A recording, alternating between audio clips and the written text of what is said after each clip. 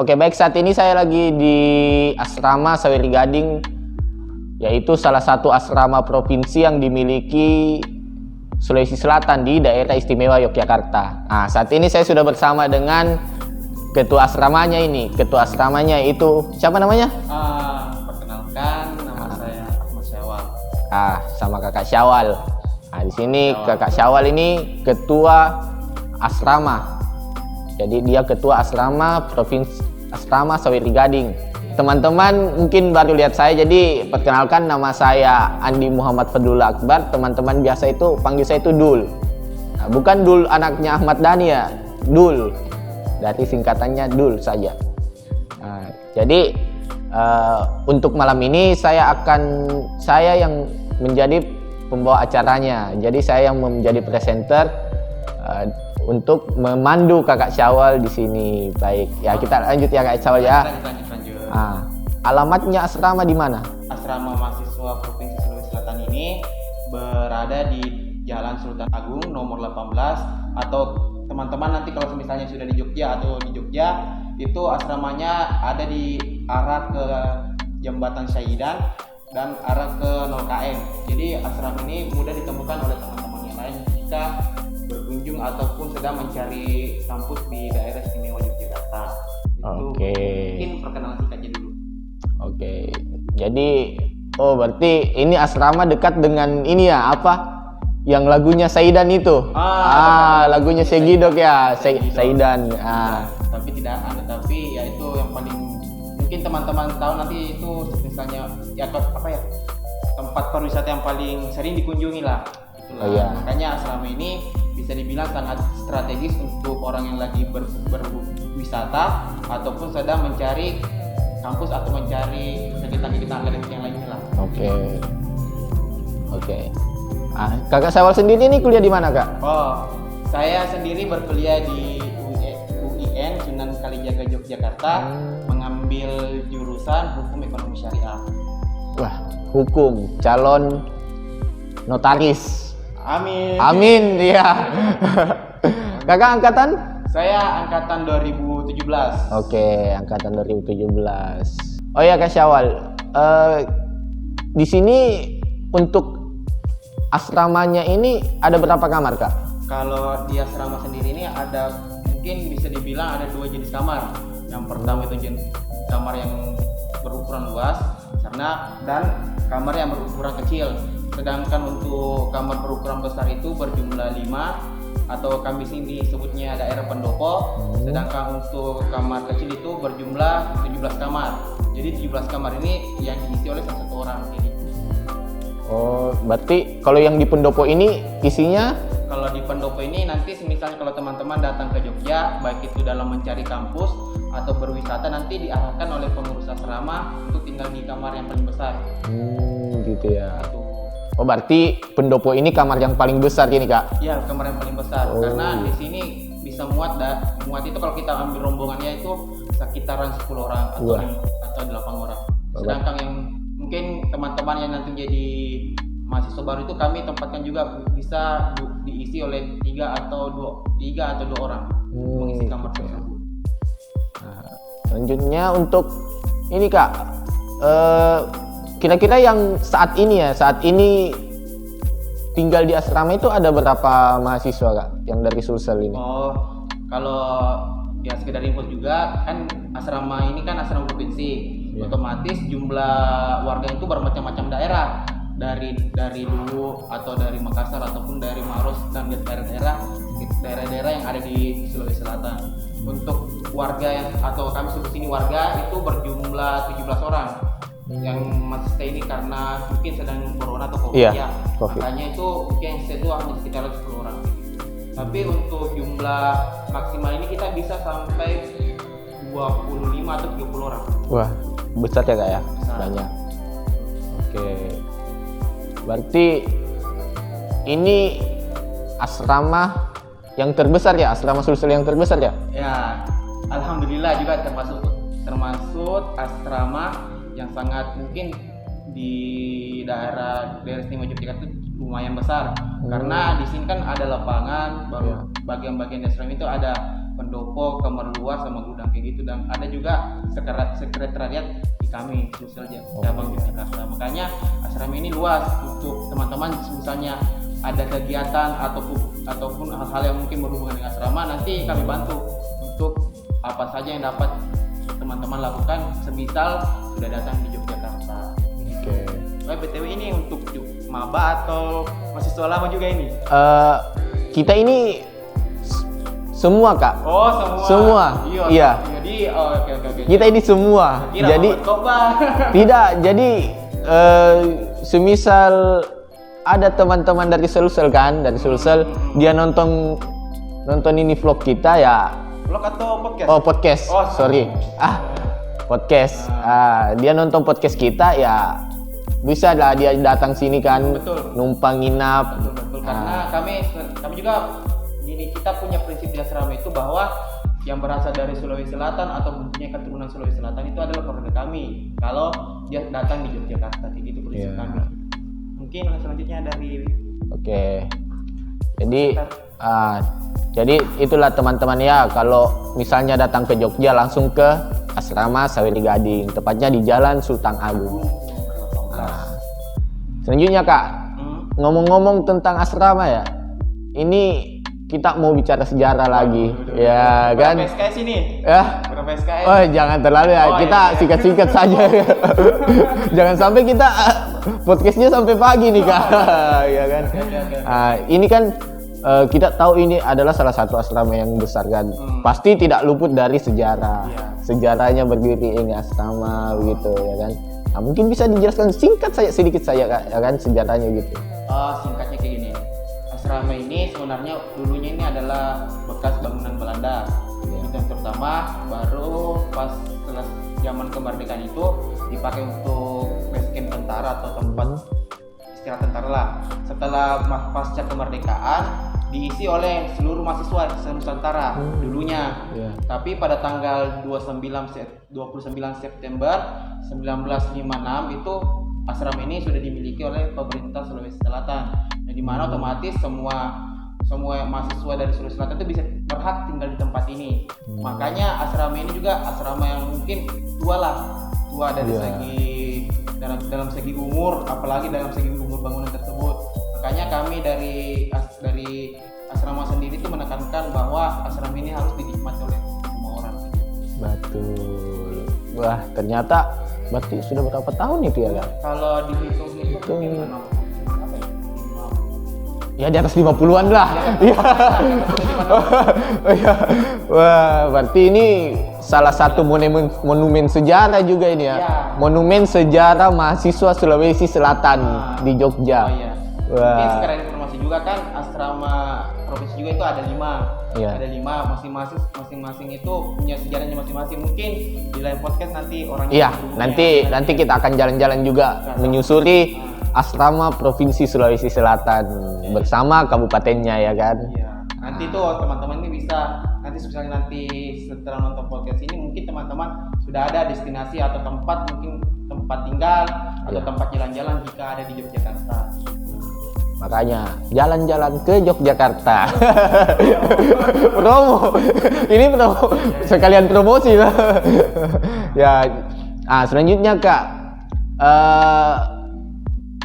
Oh iya, saya lupa juga. Kita kan belum fasilitas yang ada di asrama itu kira-kira apa saja? Oh iya. Mungkin kalau fasilitas yang disediakan oleh asrama sendiri ini, yang pertama itu kita pasti punya kamar. Kamar yang tadi saya sudah sampaikan, 5 kamar besar dan 17 kamar kecil. Dan asrama ini juga memiliki musola asrama yang dimana pusat kegiatan peribadahan khususnya umat Islam di asrama, dapur, tempat mungkin warga atau tamu-tamu nanti akan datang jika mau masak atau bagaimana. Dan kami juga punya perpustakaan asrama atau kami biasanya sebut sekarang tuh workshop atau tempat kita berkegiatan untuk berakademik seperti berdiskusi ataupun hal-hal lainnya. Mungkin nanti jika teman-teman datang nanti lebih paham lagi bagaimana itu sebenarnya perpustakaan asrama itu sendiri. Intinya perpustakaan asrama ini sebagai tempat kita untuk menggali ilmu lah. Namanya juga perpustakaan penuh dengan buku. Baru setelah perpustakaan kita di asrama juga punya lapangan ini sebenarnya multifungsi maksudnya bisa jadi lapangan futsal, lapangan takraw, voli dan basket. Itu makanya kami sebut lapangan multifungsi. Setelah Lapangan itu, al-ilmuwan ya. jadi kita tidak perlu lagi sewa-sewa Iya. tempat itu. Makanya itu tadi saya bilang asrama ini sangat luas. Mungkin fasilitas lain seperti WC dan lain-lain lah itu mungkin yang disiapkan dari asrama. Itu aja sih kalau fasilitasnya. Mungkin yang paling menonjol lah dari asrama itu ada 3. Pertama perpustakaan, musola dan lapangan itu yang paling menonjol. Dan fasilitas itu bisa dinikmati sama tamu yang berkunjung juga ya. Ya. Kak, ya? Kalau fasilitas asrama itu kan tadi saya bilang semuanya berhak menggunakan asrama ini baik itu dari tamu yang datang dari Makassar ataupun mahasiswa yang sudah tinggal di Yogyakarta untuk berkegiatan seperti kemarin acara kami ya. Iya, Acara kami di Mapatawe. Jadi asrama kami terbuka untuk semua orang.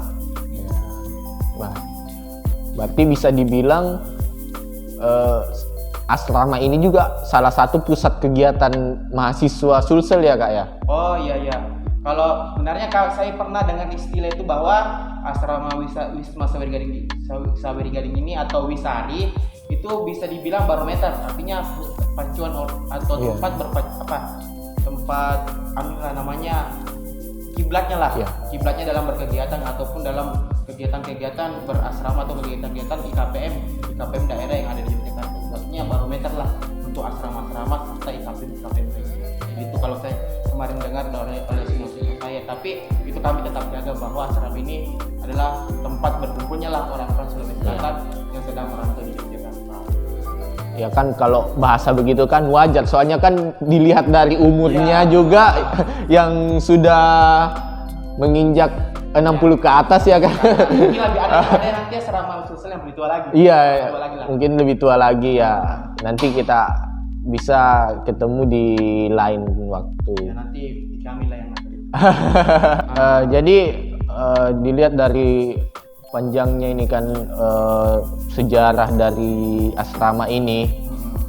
Kira-kira atau kita persempit aja dari kepengurusannya kakak ini. Kira-kira prestasi apa saja sih yang pernah diraih begitu kak? Oh iya, mungkin untuk selama periode saya ini kan mungkin teman-teman sudah tahu bahwa kita lagi dilanda pandemi. Iya. Jadi kegiatan-kegiatan di luar asrama itu kami batasi untuk menjaga keselamatan warga sendiri. Sedangkan mungkin saya jawab aja yang mungkin yang sudah periode yang lalu. Iya boleh. Untuk periode yang lalu itu kami sebenarnya punya banyak prestasi, terutama dalam bidang olahraga ataupun ke bidang kesenian. Karena kita di asrama juga punya sanggar Wisari 3S, Sanggar Seni Wisma Saweri Gading, Sanggar Seni Saweri Gading itu. Nah, makanya prestasi kami itu tidak mungkin bisa dilihat dari piala kami sendiri. Piala kami sendiri itu yang paling tua itu kita pernah lihat itu 1958. Wah. Kan Itu. makanya mungkin kalau kita lihat dari jangkauan sudah banyak sekali. Sudah banyak sekali. Tapi kami ini bukan hanya sebatas prestasi yang kami kejar, tapi bagaimana kami sendiri ini, khususnya saya pengurus asrama dan warga-warga kami itu bagaimana kami bisa membentuk warga kami sendiri. Betul. Untuk lebih baik lagi, bahwa dia tuh tujuannya dia itu merantau bagaimana. Kita tekankan nilai-nilai kayak gitu, bahwa tujuan kami ini bukan hanya prestasi, tapi kami membentuk warga kami biar dapat bertahan hidup lah, kalau bisa istilahnya sekarang bertahan hidup di dunia luar nanti, misalnya dunia pekerjaan ataupun hal-hal lainnya. Itu mungkin hal-hal yang kami tekankan sekarang.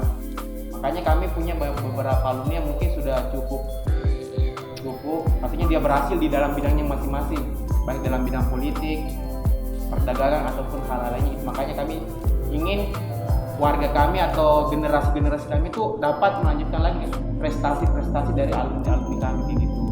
Ya kan mencetak generasi yang baik itu kan juga salah satu prestasi terbaik. Terbaik karena kita ini jangka panjang kan, kalau misalnya kita peripial itu ya palingan 10 tahun atau 2 tahun, 20 tahun yang ke depan udah rusak atau gimana. Tapi kalau kita mencetak prestasi dari bagaimana membentuk warga ataupun membentuk mahasiswa yang tinggal di asrama ini, itu yang paling penting untuk kami. Itu ya prestasi dan mungkin jadi pahala kami juga. pahala jangka panjang kami untuk kedepannya bagaimana kayak gitu. Asik. Ya, jadi sudah banyak ya liku-liku yang dilewati oleh asrama ini ya. Ya, dan begitu juga banyak kejadian-kejadian yang mungkin menjadi timeline sejarah untuk asrama kami. Nanti misalnya teman-teman mau lebih tahu lagi, nanti datang saja ke asrama kita ngobrol-ngobrol atau kita kopi-kopi lah. Oke, yang terakhir nih Kak. Ini lebih ke apa? Tanggapannya Kakak nih. Melihat Sulsel saat ini, bagaimana tanggapan Kakak? Baik itu dari segi pariwisatanya Sulsel atau segi apanya kan, dari ekonominya, pendidikannya. Kira-kira apa sih yang bisa dibawa mahasiswa Jogja itu ke Sulsel untuk mengembangkan Sulsel begitu? Iya. Oke. Mungkin saya mulai dari itu, mungkin teman-teman dari penonton ini mungkin kenal dengan istilah Lao Sapa Deceng, Ismapi Deceng. Ya. Mungkin teman-teman umrah lah dengar istilah-istilah kayak gitu. Tapi kalau kita di perantauan itu istilah itu sangat bermakna mungkin untuk saya sendiri ataupun teman-teman lainnya, bahwa tujuan kita merantau ini untuk mencari kebaikan, dan setelah kita pulang kita membuat kebaikan lagi atau memperbaiki sesuatu hal-hal lainnya. Mungkin dalam segi itu kita sebagai mahasiswa rantau itu mungkin punya tugas khusus lah, bagaimana setelah kita pulang nanti ataupun kita terjun dalam masyarakat umumnya, baik itu dalam lingkungan rumah, keluarga ataupun lingkungan besar seperti pemerintahan, kita itu punya peran bahwa kita ini harus mencontoh apa-apa saja mungkin kita dapat di perantauan. Contohnya pariwisata, Jogja itu terkenal dengan pariwisatanya kan? Betul. Kan mungkin kita bisa terapkan di lingkungan sekitar kita dulu. Begitupun dalam bidang pendidikan. Mungkin dalam bidang pendidikan Jogja kalau saya bilang Jogja sama Makassar itu cukup sama lah dalam segi pendidikan. Hanya tetapi implementasinya itu bagaimana kita dapat terapkannya. Dalam segi apa keilmuan ini kapan kita bisa gunakan. Makanya dari teman-teman sendiri jika memang memiliki minat atau keinginan besar untuk mengubah sebuah tempat ataupun hal-hal lainnya, makanya teman-teman ini diharapkan untuk merantau kan, karena mungkin Sulawesi Selatan terkenal dengan perantauannya kan. Iya, perantauannya dari bagaimana saudagar-saudagar Makassar atau saudagar Bugis atau sebelumnya saudagar-saudagar yang berasal dari Sulawesi Selatan itu bisa berkembang di luar dan kembali untuk memperbaiki daerahnya sendiri. Itu mungkin yang kami lakukan sekarang, khususnya bagi mahasiswa. Setelah kita mungkin selesai dalam hal ini, ya kita kembali lagi ke masyarakat untuk memperbaiki tersebut. Dalam segi apapun itu semampu kita dan apa yang kita tangkap selama kita ada di perantauan. Menurut saya. Wah, hebat ya, itu adalah sebuah kata-kata yang bermakna. Iya, kata-kata mungkin dari kampung ini apa maksudnya apa ya? Ya kan kalau orang-orang di kampung paling istilahnya dia berpikir bahwa ini adalah pepatah orang-orang dulu, kata-kata orang dulu. Tetapi itu adalah makna yang sangat kuat ketika kita berada di luar. Apalagi kita sudah jauh kan dari keluarga. Ya, sama halnya Kak, kayak yang saya rasakan toh.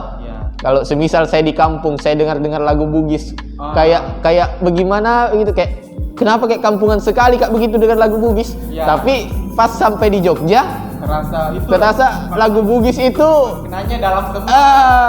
Makanya teman-teman itu memahami budaya kita. Betul. Dulu. Karena rata-rata itu kalau kita sudah merantau itu pasti kita pahami maksud dari budaya kita ini apa gitu. Kita jadi lebih prihatin atau lebih memperhatikan budaya-budaya kita. Karena mungkin kalau kita tinggal di daerah itu makanya bukan urusan kita kan, bukan urusan kita lah. Nanti kalau misalnya kita di perantauan dan tiba-tiba kita disuruh menari adat Bugis lah Makassar, kita tidak tahu apa-apa kan, sama saja kita itu apa yang kita dapat lakuin selama ini. Mungkin teman-teman itu menganggap itu hal sepele, tapi kalau misalnya dunia kampus ataupun dunia organisasi luar itu pasti hal-hal seperti kebudayaan itu sangat penting. Makanya mungkin teman-teman tuh sebelum berangkat ke daerah perantauan atau khususnya di Yogyakarta sendiri, mungkin lebih buka buku, mungkin bisa lihat dulu baca-baca buku, nanti ilmunya bisa ditambah di sini, ataupun nanti misalnya sudah ilmunya ada di sini, nanti kita pulang lebih biasa lagi, biar dalam segi keilmuan itu masuk antara kita yang kita dapat di Jogja dan apa yang kita dapat di Sulawesi Selatan di kampung halaman. Ya, karena mengingat juga bahwa Yogyakarta itu kan kota budaya. Otomatis pertanyaan yang kita dapat di Jogja ini, budaya apa yang ada di kampungmu? Kalau kita tidak bisa jawab ya, sama saja kita mempermalukan diri sendiri begitu teman-teman ya. Jadi itu tadi yang terakhir Kakak Syawal. Terima kasih atas waktunya malam ini. Kita closing statement ini. Closing statement. Oh iya, nanti kita kasih dulu Kakak Syawal untuk closing statementnya, silahkan. Oh iya, kan gini. Jadi sebagai contohnya kita mahasiswa atau calon mahasiswa yang ada di Makassar ataupun mahasiswa yang ada di Jogja sekarang ataupun calon mahasiswa, kita harus menanamkan sebuah falsafah Bugis, yaitu sifat tahu sifat lebih sifat lain. Artinya itu falsafah itu sangat mungkin hal lumrah lah di daerah. Tapi semisal kita di perantauan, hal falsafah itu sangat bermakna. Begitupun tadi saya sampaikan. Dan pertama itulah jangan pernah mempermalukan diri sendiri di kampung orang. Karena jika kita mempermalukan diri kita sendiri di kampung orang, otomatis orang tersebut akan mengejas kampung kita sebagai mungkin ya itu tidak baik lah, bagaimana itu. Makanya kita hindari itu, menunjukkan bahwa kita orang berasal dari Sulawesi Selatan itu memiliki sifat yang tulen ataupun bekerja keras dan lain-lainnya. Maka kita tunjukkanlah di dunia perantauan itu bagaimana sebenarnya Sulawesi Selatan itu jika berada di perantauan. Kita buang-buang buruknya, kita simpan aja dulu di kampung sementara. Jika kita di perantauan nanti kita pakai ilmu baru, atau kalau kita gabung antara budaya kita sama budaya yang ada di sini. Makanya kita akan sering dapat hal baru dalam tersebut. Makanya kita harus lebih baik-baik lagi di kampung orang, atau mari kita lakukan hal baru untuk menjadi hal lebih baik di masa akan datang. Oke, ya terima kasih atas Thank you. Waktunya Kakak ya. Iya, nanti kita akan datang lagi. Entah itu kegiatan apa, pokoknya kita akan merepotkan asrama Wisari. Karena kalau saya bilang itu, kalau misalnya teman-teman nanti sudah di Jogja dan masih kami itu sangat bermanfaat untuk kita semua, baik dalam segi berpendidikan atau dalam segi dalam kita berkomunikasi dengan orang luar. Dari kami sendirilah kita membuka pintu kita untuk mengenal budaya orang lain. Betul. Atau mengenal orang-orang lain. Makanya teman-teman itu harus ikut kegiatan-kegiatan kami dan dapat memahami peran kami itu di perantauan itu bagaimana. Makanya lebih baik kita masuk kami. Betul. Jangan hanya sebatas kita tahu kami itu apa, tapi mungkin kita bisa masuk dalam dunia itu kami itu bagaimana baiknya. Betul, Kakak. Ya, terima kasih untuk malam ini. Jadi teman-teman tetap stay, nanti kita akan jalan-jalan lagi untuk melakukan podcast di asrama-asrama provinsi yang ada di Yogyakarta, khususnya asrama Sulsel. Nanti juga kita akan jalan-jalan ke asrama kabupaten. Makanya jangan lupa follow IG-nya Ikami di Ikami Sulsel Jogja _ jangan lupa di follow. Dan jangan lupa mungkin bisa promo juga. Promo juga ya, silakan. Lupa juga follow Instagram asrama Wisma Suryadi. Iya. Atau Wisma Suryadi. Itulah. Nanti itu teman-teman jika ada yang berminat mau tinggal di asrama ataupun sedang jalan-jalan di Yogyakarta, mungkin bisa langsung ke Instagram atau media sosial asrama, yaitu Wisma Suryadi. Mungkin kalau pribadi itu nanti di kemudian hari saja. Iya, di kemudian hari ya. Nah, mungkin ini nanti presentasinya nanti ikut-ikutan. Jadi itu kita itu sesama perantauan itu harus saling memahami. Betul. Bukan untuk menutup diri di perantauan, harus saling terbuka, karena siapa lagi nanti yang mungkin yang bantu kita di perantauan kalau bukan daerah kita, ataupun ya kalau kita memang punya teman dekat di kampung orang, ya lebih dekat lagi kalau kita punya kenalan orang kampung sendiri. Oke. Jadi sekali lagi ingat ya, follow IG-nya Ikami dan asrama Saweri Gading. Ikami di @ikamisulseljogja_ dan @wisma Saweri Gading. Oke, dan juga jangan lupa di subscribe YouTube-nya. YouTube kita ada YouTube. Oh alah. Ikami ini ada YouTube. Sudah Jadi ada YouTube kita itu di Ikami Sulsel Yogyakarta. Jadi jangan lupa di subscribe, like, komen, di share juga. Atau tanya teman-teman yang lain. Untuk kita sama-sama di orang Surabaya juga. betul. Channel YouTube-nya. Iya. Atau kita Produk lokal. Iya. Iya. Produk lokal lebih bagus.